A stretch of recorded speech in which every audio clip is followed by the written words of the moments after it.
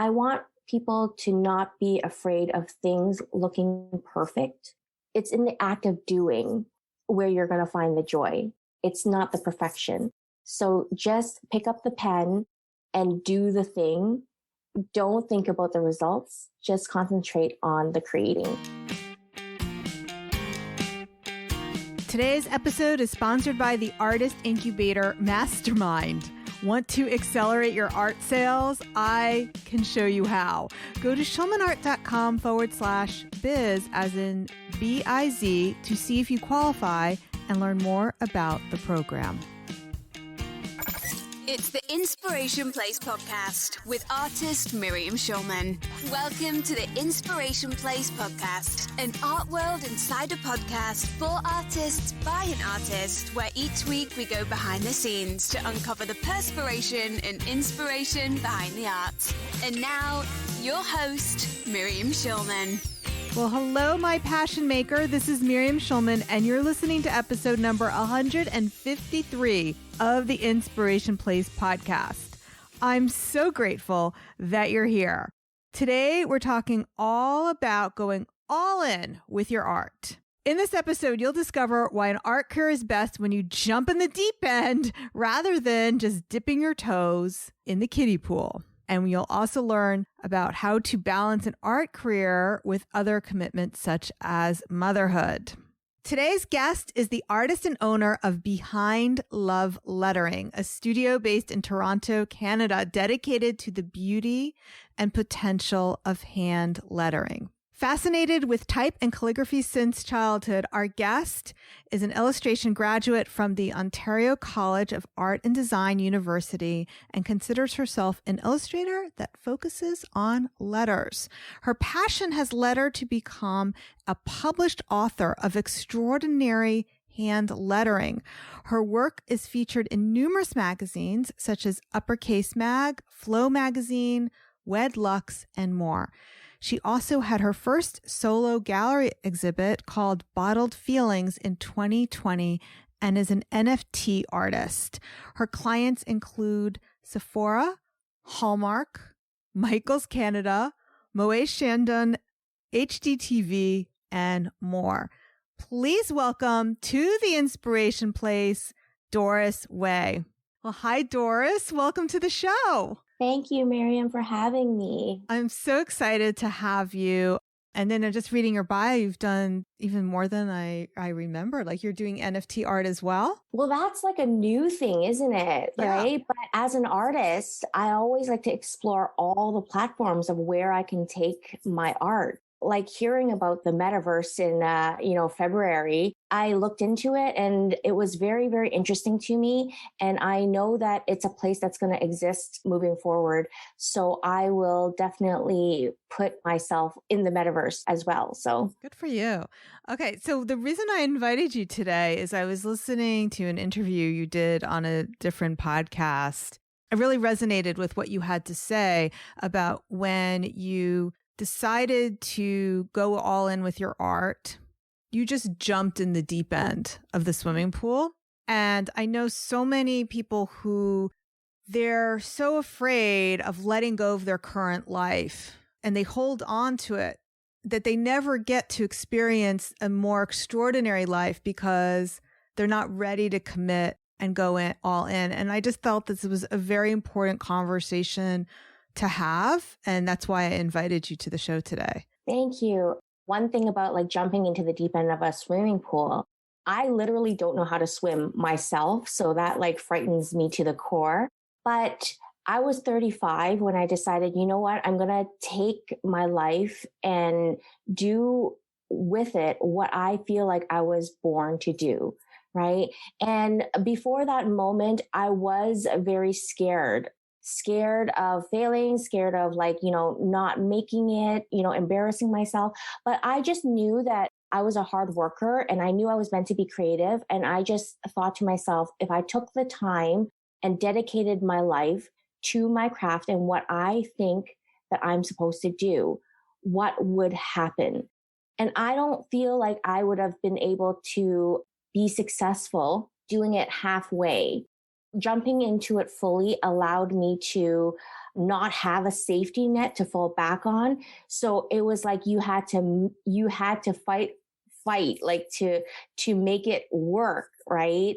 And the fear is kind of what drove me to succeed. The fear of not having something to fall back on also is a driving force. Take us back to what were you doing before you decided to go all in with your art? I know you have a degree in art, but you were working for somebody else. What is it that you were doing before? This is the thing. I've always been creative to the point where I graduated in illustration, right? So I knew that what I was supposed to do. Growing up, you have this thing about like being a starving artist, or you can't make money being creative, so that was always something that was implanted into, my core as a child, like listening to all this. But at 35, I was working for an import-export company, as an office manager.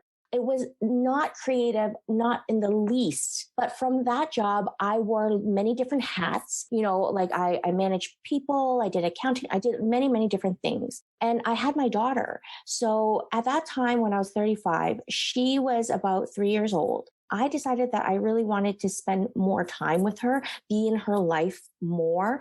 So I just thought to myself, how am I going to make that happen? What can I do for myself where I can work from home and also be a part of her life, be the biggest influence in her life? I knew right away my niche and my skill and my passion lies within lettering. At that moment, I was like, it's going to be about lettering, but I had to figure out who is it do I feel like needs my skill and my talent and like what I love.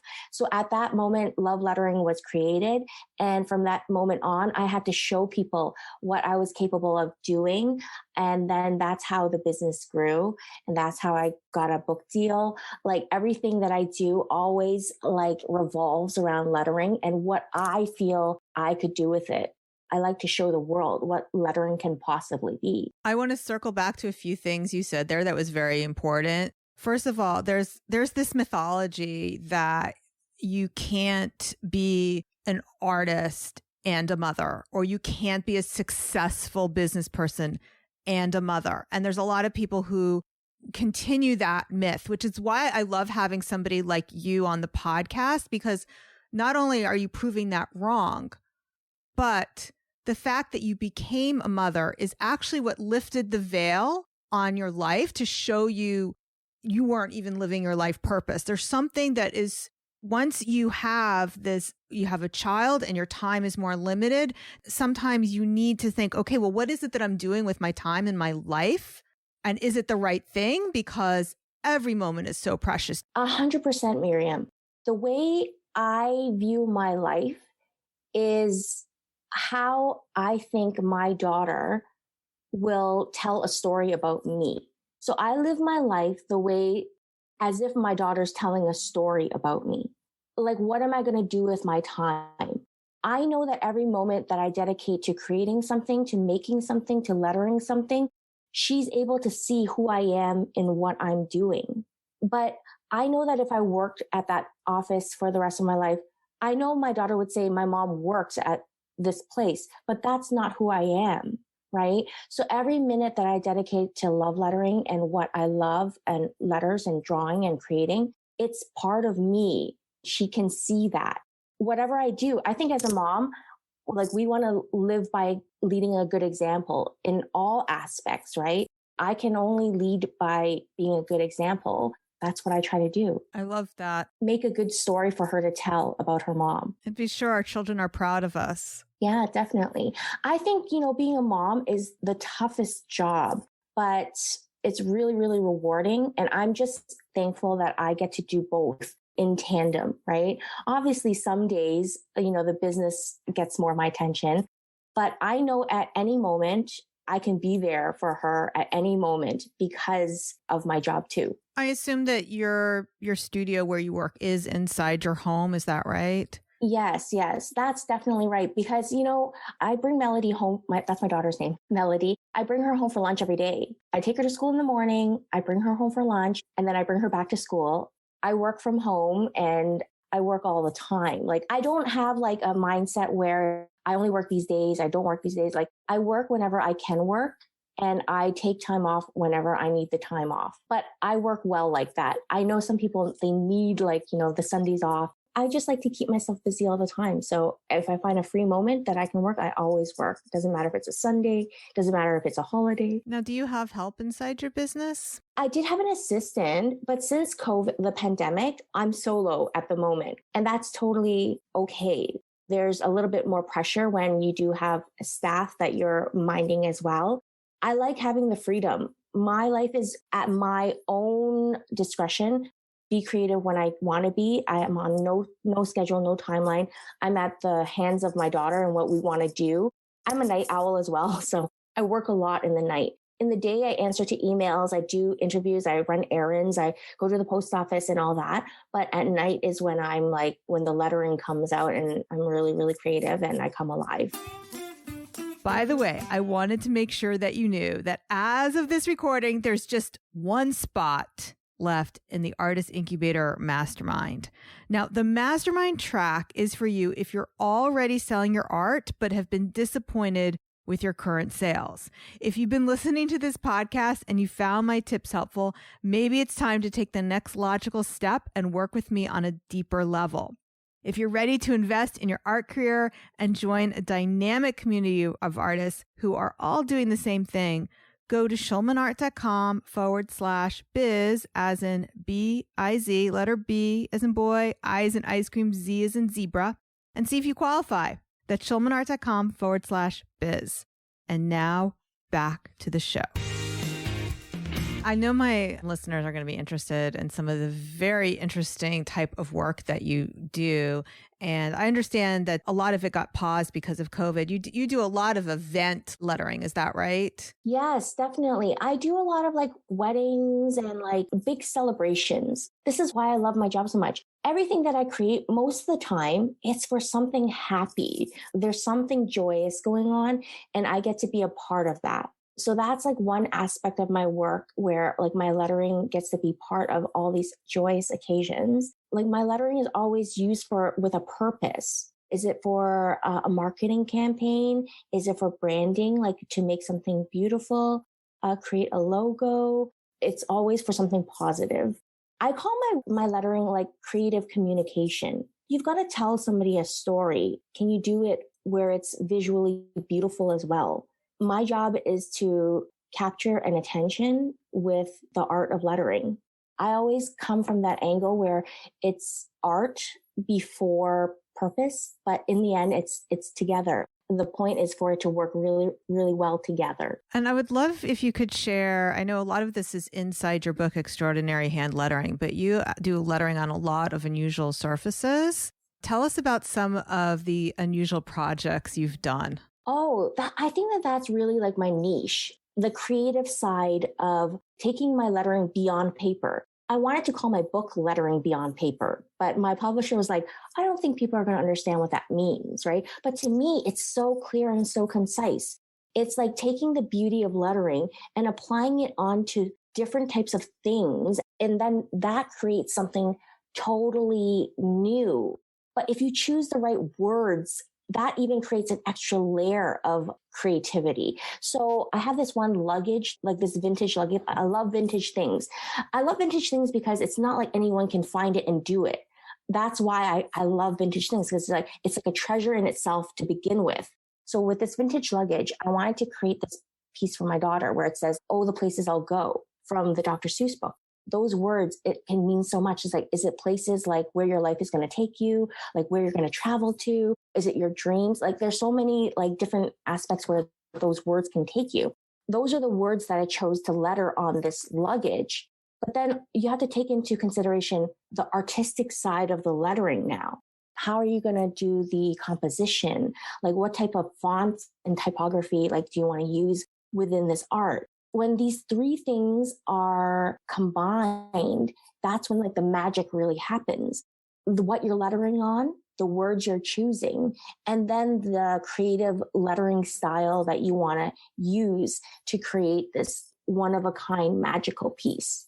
I always love working with creating things that I've never seen before. That's what I'm always chasing, the thing I've never seen before. That keeps me really, really creative. when I'm able to create something that I think like the world will be like, wow, like, that's really special. That's beautiful. And I know, and I took a peek at the book, and I know that you do explore and you do share your secrets of what techniques and tools work on unusual surfaces. So if you are someone who is interested in taking your lettering to the next level, I definitely suggest you check out her book, Extraordinary Hand Lettering. And I'll be sure to link that in the show notes, but it's also available in bookstores. Is that right? Yeah, like it is. I'm in Canada, right? So I don't know all the craft stores there are in the States. I know it's available at Barnes & Noble, but it's easiest to find on Amazon. Okay. So we'll make sure we link to her book, schulmanart.com/153. I do want to ask you about the book deal because I'm sure my listeners are interested. How did you get a publishing contract? I got an email from a publishing company, and